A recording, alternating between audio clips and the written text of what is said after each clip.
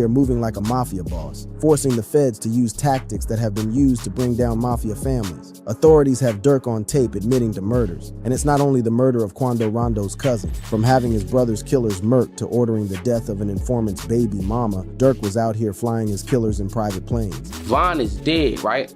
Okay, well, How the is these paying for a jet? This is going to be one wild ride.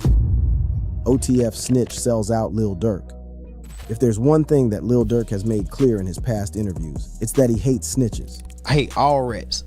If you ever told, you ever tell, I hate you, like with a passion. I really hate rats with real passions. Like, I hate you bad. I'm looking to the camera. I hate a rat.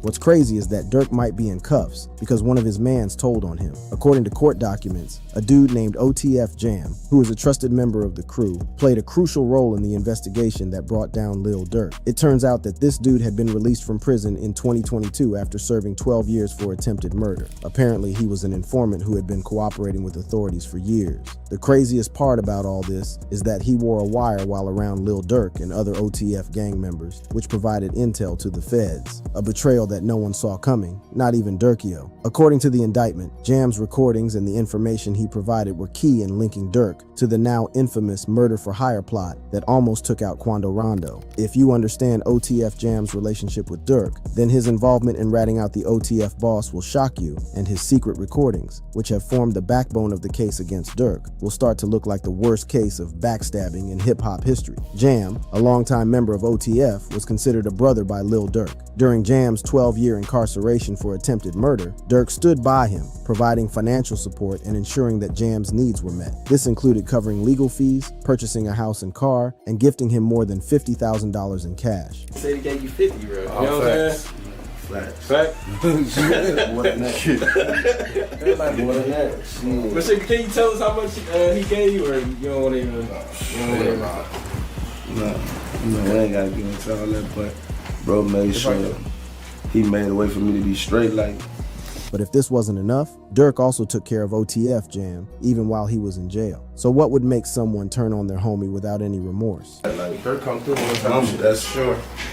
I don't give a nobody say, like, I know I'm a real witness. Like, a lot of niggas can't say he seen the tricks. Like, in my life, my whole time in jail, I was straight.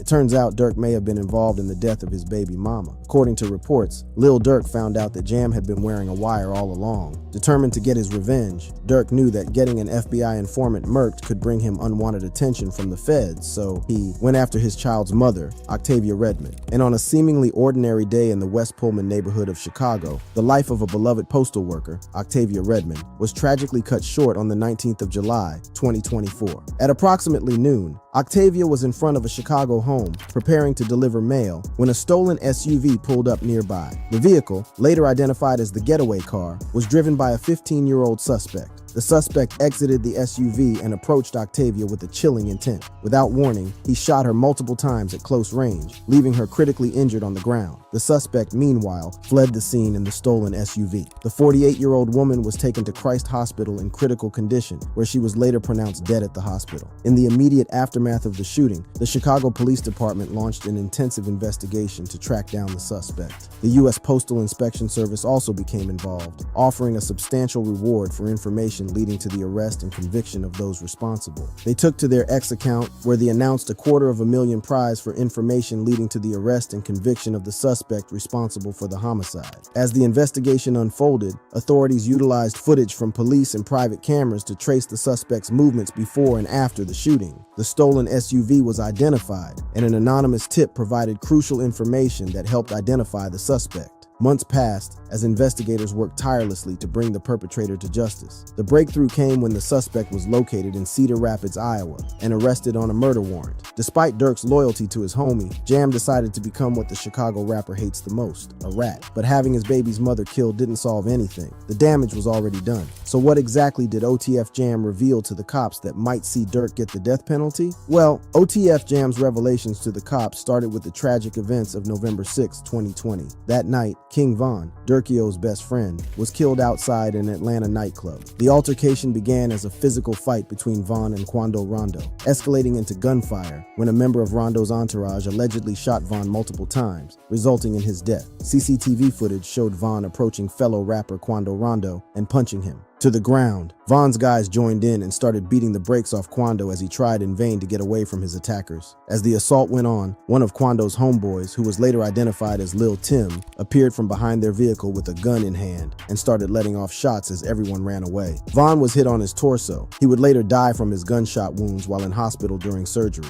For Lil Durk, the death of his friend was not only a personal tragedy, but also a catalyst for further animosity towards Quando Rondo. Rumors began to circulate that Durk had placed a bounty on Rondo's head, fueling speculation and fear within the industry. Court documents show that OTF Jam told cops that after Vaughn's death, Durk used coded language to tell OTF members that he would pay a bounty to anyone who would take part in killing Quando Rondo. Durk's cousin, DeAndre Wilson, also told OTF members that anyone who took part in the murder would be rewarded with lucrative music opportunities with OTF, which was also a music label. In August 2022, Lil Durk's associates allegedly learned that Quando Rondo was staying at a hotel in Los Angeles and plans to murk Quando were set in motion. Lil Durk's associates, DeAndre Wilson, Keith Jones, David Lindsay, and Asa Houston, traveled from Chicago to San Diego and then driven to Los Angeles, allegedly using funds provided by Durk himself. The group was determined to carry out their mission with precision and stealth, avoiding any direct links to Durk by following his alleged instructions to avoid booking flights under names associated with him. The feds revealed that they obtained information from Durk's iCloud, where he warned them not to book anything in his name. However, despite the warning, they still went ahead and booked the flights using a credit card linked to Lil Durk and OTF.